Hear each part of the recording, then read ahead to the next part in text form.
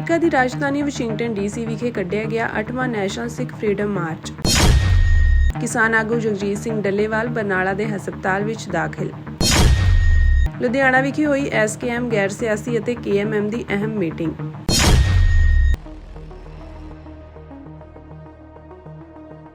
America ਦੀ ਰਾਜਧਾਨੀ Washington DC ਵਿਖੇ ਸਿੱਖ coordination committee East cost ਸਮੂਹ ਗੁਰਦੁਆਰਾ ਪ੍ਰਬੰਧਕ ਕਮੇਟੀਆਂ ਅਤੇ ਪੰਥਕ ਜਥੇਬੰਦੀਆਂ ਦੇ ਸਹਿਯੋਗ ਦੇ ਨਾਲ ਖਾਲਸਾ ਸਾਜਨਾ ਦਿਵਸ ਨੂੰ ਸਮਰਪਿਤ 8ਵਾਂ ਨੈਸ਼ਨਲ ਸਿੱਖ ਫਰੀडम ਮਾਰਚ ਨਗਰ ਕੀਰਤਨ ਦੇ ਰੂਪ ਵਿੱਚ ਬੜੀ ਹੀ ਸ਼ਰਧਾ ਭਾਵਨਾ ਦੇ ਨਾਲ ਕੱਢਿਆ ਗਿਆ। ਇਹ ਮਾਰਚ ਕੈਪੀਟਲ ਹਿੱਲ ਜਾ ਕੇ ਸਮਾਪਤ ਹੋਇਆ, ਜਿੱਥੇ ਸਿੱਖ ਆਗੂਆਂ ਵੱਲੋਂ ਸਿੱਖ ਸੰਗਤਾਂ ਨਾਲ ਵਿਚਾਰਾਂ ਦੀ ਸਾਂਝ ਪਾਈ ਗਈ। ਦੱਸਣਯੋਗ ਹੈ ਕਿ ਇਹ 8ਵਾਂ ਸਿੱਖ ਫਰੀडम ਮਾਰਚ ਹੋਇਆ ਹੈ, ਜਿਸ ਵਿੱਚ ਵੱਡੀ ਗਿਣਤੀ ਵਿੱਚ ਸਿੱਖ ਸੰਗਤਾਂ ਨੇ ਸ਼ਿਰਕਤ ਕੀਤੀ। ਹਰ ਸਾਲ ਇਸ ਮਾਰਚ ਦੌਰਾਨ ਸਿੱਖਾਂ ਵੱਲੋਂ ਆਪਣੀ ਆਜ਼ਾਦੀ ਦੀ ਗੱਲ ਕਰਦਿਆਂ ਆਜ਼ਾਦ ਸਿੱਖ ਰਾਜ ਖਾਲਿਸਤਾਨ ਦੀ ਮੰਗ ਦੁਹਰਾਈ ਜਾਂਦੀ ਹੈ। ਅੱਜ ਅਸੀਂ ਅੱਡ-ਅੱਡ ਡਿਬੇਟਸ ਦੇ ਵਿੱਚ ਫਸੇ ਹੋਏ ਹਾਂ। ਇਸ ਗੱਲ ਦਾ ਧਿਆਨ ਰੱਖੀਏ ਕਿ ਜਦੋਂ ਅਸੀਂ ਸਿੱਖੀ ਔਰ ਦਲਿਤ ਭਾਈਚਾਰੇ ਦੇ ਰਿਲੇਸ਼ਨਸ਼ਿਪ ਦੀ ਗੱਲ ਕਰਦੇ ਹਾਂ, ਮੈਂ ਅਕਸਰ ਇੱਕ ਕੋਟ ਕਹਿੰਦੇ, Sikhs of the Dalit, by the Dalit, for the Dalit. Sikhi empowerment ਹੈ। ਖਾਲਸਾ ਰਾਜ ਸਭ ਦਾ ਸਾਂਝਾ ਰਾਜ ਹੈ। ਜੂਨ 84 ਦੇ ਪਹਿਲੇ ਹਫ਼ਤੇ ਅਸੀਂ ਇਹਨਾਂ ਨਾਲੋਂ ਬਿਲਕੁਲ ਸਬੰਧ ਤੋੜ ਕੇ 29 ਅਪ੍ਰੈਲ 1986 ਦਾ ਐਲਾਨਨਾਮਾ ਔਰ 20ਵੀਂ ਸਦੀ ਦੇ ਮਹਾਨ ਸਿੱਖ ਸ਼ਹੀਦ ਸੰਤ ਜਰਨੈਲ ਸਿੰਘ ਜੀ ਖਾਲਸਾ ਪਿੰਡਾਂ ਵਾਲਿਆਂ ਦੇ ਇਹ ਅਲਫਾਜ਼, ਜਿਸ ਦਿਨ ਭਾਰਤੀ ਫੌਜ ਦੇ ਪੈਰ ਦਰਬਾਰ ਸਾਹਿਬ ਦੀ ਹਦੂਦ ਵਿੱਚ ਪਏ, ਖਾਲਿਸਤਾਨ ਦੀ ਨੀਂਹ ਰੱਖੀ ਜਾਵੇਗੀ। ਇਸ ਵੇਲੇ ਸਾਡਾ ਧਿਆਨ, ਸਾਡਾ ਫੋਕਸ ਸਿਰਫ ਇੱਕ ਚੀਜ਼ ਤੇ ਹੋਣਾ ਚਾਹੀਦਾ ਹੈ। ਭਾਈ ਗੁਰਦਾਸ ਜੀ ਦੇ ਸ਼ਬਦਾਂ ਵਿੱਚ, ਕਿਸ ਉਦਮ ਤੇ ਰਾਜ ਮਿਲੇ, ਸ਼ਤਰੂ ਤੇ ਸਭ ਹੋਵੇ ਮੀਤ। ਕਿ ਉਹ ਕੀ ਕੀਤਾ ਜਾਏ ਕਿ ਸਾਡੇ ਕੋਲ ਰਾਜ ਭਾਗ ਹੋਏ। ਇਹ ਵੇਲਾ ਖਾਮਖਾਂ ਦੀਆਂ ਡਿਬੇਟਸ ਦਾ ਨਹੀਂ ਹੈ, ਮਰਿਆਦਾ ਦੇ ਇਸ਼ੂ ਤੇ ਲੜਨ ਦਾ ਨਹੀਂ ਹੈ, ਪਾਰਟੀ ਬਾਜ਼ੀ ਦੇ ਵਿੱਚ ਜਿਹੜਾ ਡਿਵਾਈਡ ਹੋਣ ਦਾ ਨਹੀਂ ਹੈ। ਅਸੀਂ ਉਸ ਗੁਰੂ ਦੇ ਸਪੁੱਤਰ ਸਪੁੱਤਰੀ ਹੈ। ਗੁਰੂ ਕਲਗੀਧਰ ਪਾਤਸ਼ਾਹ ਨੇ ਆਪਣਾ ਸਰਬੰਸ ਕੁਰਬਾਨ ਕਰਕੇ ਫਰਮਾਇਆ ਸੀ, ਇਨ ਪੁੱਤਰਨ ਕੇ ਸੀਸ ਪਰ ਵਾਰ ਦਿਏ ਸੁਤ ਚਾਰ, ਚਾਰ ਮੂਏ ਤੋਂ ਕਿਆ ਹੁਆ, ਜੀਵਤ ਕਈ ਹਜ਼ਾਰ। ਸਾਡੇ ਪਿਤਾ ਗੁਰੂ ਗੋਬਿੰਦ ਸਿੰਘ ਸਾਹਿਬ, ਮਾਤਾ ਸਾਹਿਬ ਕੌਰ ਵਾਸੀ ਆਨੰਦਪੁਰ ਦੇ, ਇਸ ਵੇਲੇ ਸਾਡਾ ਇੱਕੋ ਹੀ ਫੋਕਸ, ਜਦੋਂ ਅੱਜ ਅਸੀਂ ਇਸ ਧਰਤੀ ਦੇ ਉੱਤੇ ਖਾਲਸਾ ਸਾਜਨਾ ਦਿਵਸ, ਖਾਲਸਾ ਪੈਰੇਡ ਦੇ ਥੱਲੇ 8ਵੀਂ ਪੈਰੇਡ ਔਰ ਈਸਟ ਕੋਸਟ ਸਿੱਖ ਕੋਆਰਡੀਨੇਸ਼ਨ ਕਮੇਟੀ, ਤੁਸੀਂ ਸਮੂਹ ਗੁਰਦੁਆਰਾ ਕਮੇਟੀਆਂ ਵਧਾਈ ਦੀ ਹੱਕਦਾਰ ਹੋ ਕਿ 8 ਵਰ੍ਹਿਆਂ ਬਾਅਦ ਸੱਚਮੁੱਚ ਅੱਜ ਹਜ਼ਾਰਾਂ ਦਾ ਇਕੱਠ ਇਹ ਮੈਸੇਜ ਦੇ ਰਿਹਾ ਹੈ ਕਿ ਬਹੁਤ ਜਲਦੀ ਇਸ ਧਰਤੀ ਦੇ ਉੱਤੇ ਹੀ ਅਸੀਂ ਖਾਲਿਸਤਾਨ ਇੰਡੀਪੈਂਡੈਂਸ ਡੇ ਵੀ ਮਨਾਉਣਾ ਹੈ, ਖਾਲਿਸਤਾਨ ਦੀ ਆਜ਼ਾਦੀ ਨੂੰ ਵੀ ਮਾਨਣਾ। ਪਰ ਇੱਕ ਗੱਲ ਯਾਦ ਰੱਖੀਏ, ਅਮਰੀਕਨਸ ਦਾ ਇਹ slogan, we agree to disagree, ਅਸੀਂ ਇਸ ਗੱਲ ਨਾਲ ਸਹਿਮਤ ਹੋਈਏ ਕਿ ਅਸੀਂ ਅਸਹਿਮਤ ਹੋ ਸਕਦੇ ਹਾਂ। ਬਾਕੀ ਪਾਸੇ ਆਪਣੀ એનર્ਜੀ ਜ਼ਾਇਆ ਨਾ ਕਰੀਏ। ਅੱਜ ਸਾਡਾ ਵਾਹ ਦਿੱਲੀ ਦੇ ਉਹਨਾਂ ਹਾਕਮਾਂ ਨਾਲ ਹੈ ਜਿਹੜੇ ਮੁਗਲਾਂ ਤੋਂ ਵੱਧ ਜ਼ਾਲਮ ਨੇ ਔਰ ਅੰਗਰੇਜ਼ਾਂ ਤੋਂ ਵੱਧ ਸ਼ੈਤਾਨ ਨੇ। ਕੰਬੀਨੇਸ਼ਨ ਹੈ। ਪਰ ਖਾਲਸਾ ਗੁਰੂ का अल्टीमेटली दरियाए जमुना तो वाघा तक independent sovereign nation Khalistan liberate करवाएगा। 5 बुलंद नारे। ਜਦੋਂ ਅਸੀਂ ਅਕਾਲ ਤਖਤ ਦੀ ਗੱਲ ਕਰਦੇ ਹਾਂ, ਬੇਸ਼ੱਕ ਅਕਾਲ ਤਖਤ ਦੇ ਔ ਨੂੰ ਤੋੜਨ ਦੇ ਲਈ ਅੱਜ ਜੋ ਨੁਟੰਕੀ ਚੱਲ ਰਹੀ ਹੈ ਅਮਿਤ ਸ਼ਾਹ ਦੀ, ਕੌਣ ਬਣ ਗਿਆ ਰਾਤ ਨੂੰ ਜਥੇਦਾਰ ਹੈ, ਸਵੇਰੇ ਲਾ ਦਿੱਤਾ ਹੈ, ਅਗਲੇ ਦਿਨ ਕਿਸੇ ਨੂੰ ਬਣਾ ਦਿੱਤਾ ਹੈ, ਉਹਨੂੰ ਸੰਗਤ ਸਿਰੋਂ ਪਾਓ ਨਹੀਂ ਦਿੰਦੀ। ਇਹ ਹਾਲਾਤ ਉਦੋਂ ਹੀ ਬਣਦੇ ਨੇ, ਸਾਡੀਆਂ ਇੰਸਟੀਟਿਊਸ਼ਨਸ ਕਰਪਟ ਕਰ ਦਿੱਤੀਆਂ ਗਈਆਂ। Hazur Sahib board, Patna Sahib board, Delhi Gurdwara committee, Haryana Gurdwara committee, already RSS BJP ਨੇ ਉਸ ਦੇ ਉੱਤੇ ਕੰਟਰੋਲ ਕੀਤਾ।